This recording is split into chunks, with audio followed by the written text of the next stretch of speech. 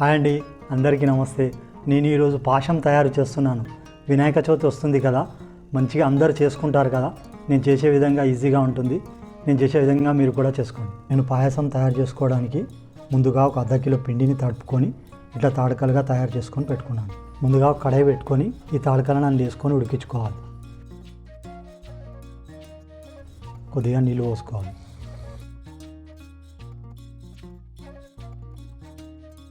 తాడకలని ఇట్లా నీళ్ళు పోసి ఉడకబెట్టుకుంటే తొందరగా రెడీ అవుతుంది, మనకు ఫాస్ట్గా అవుతుంది. ఇప్పుడు ఒక మూత పెట్టుకుందాం.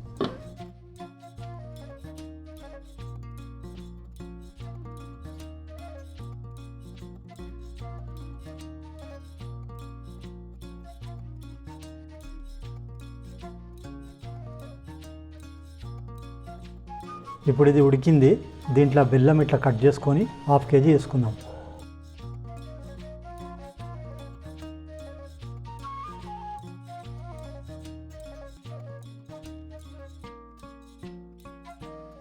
ఈ బెల్లం కరిగే వరకు ఉడికించుకుందాం. ఒక 10 నిమిషాలు మూత పెట్టుకుందాం.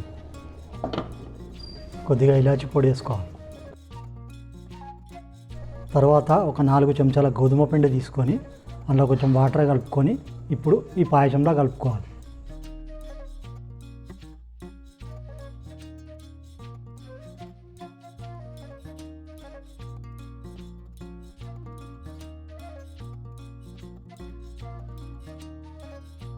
తర్వాత కొద్దిగా గసాలు వేసుకోవాలి.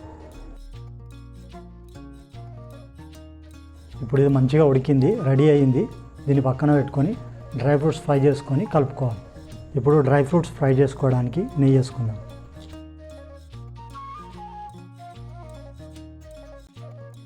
ఇప్పుడు నెయ్యి బాగా కరిగింది కదా, ఇలా కాజు బాదాం ఫ్రై చేసుకుందాం. తర్వాత కొద్దిగా కొబ్బరి కూడా ఇట్లా సన్నగా కట్ చేసుకొని ఫ్రై చేసుకోవాలి.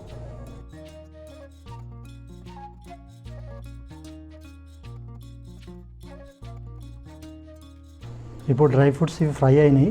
ఈ మొత్తం నెయ్యితో సహా అన్ని డ్రై ఫ్రూట్స్ కూడా ఇలా పాశంలో కలుపుకోవాలి.